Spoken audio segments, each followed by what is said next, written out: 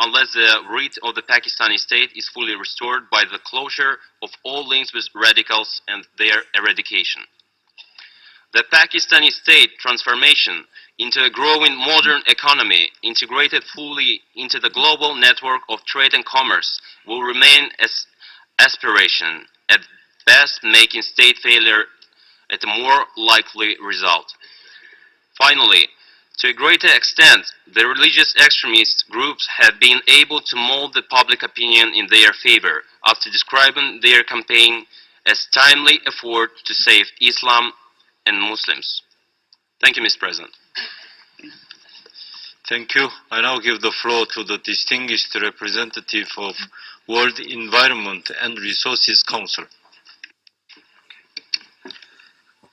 Mr. President, I want to inform UN Human Rights Council about the gross human rights violations committed by state and security establishment of Pakistan against the Sindhi people. The enforced disappearances and extrajudicial killings of Sindhi political activists continued in 2015 as well. One of the most renowned political leader, Rajadar Bambro, was abducted by security personnel in front of hundreds of witnesses. His bullet-riddled body was identified after a month. He was killed and buried anonymously. The most recent disappearances include Suhail Raza Bhatti, Governor Kolachi, Sadar Kolachi, Alawada Umar. We are seriously worried about their well-being and security. As a direct outcome of the state support to the spread violent religious extremism in Sindh, the violence against religious minorities has vastly increased. The indigenous Sindhi Hindus are the particular victim of this violence.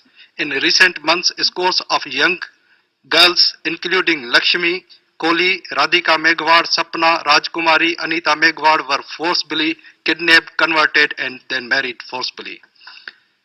Sindhi people are subjected to gross violation of their economic, social, cultural, political, lingual, and educational development rights. Sindh, that officially produces about 70% of wealth of Pakistan, also officially has 7 million children under the age of 10 who have not seen school.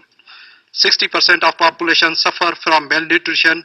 50% of Sindhis live under absolute poverty line. May I request Human Rights Council to press upon Pakistani state to stop atrocities against Sindhi people, release all disappeared Sindhi political activists, investigate the cases of extrajudicial killings, enforce disappearances and violence against indigenous Sindhi Hindus. Thank you. Thank you. I now give the floor to the distinguished representative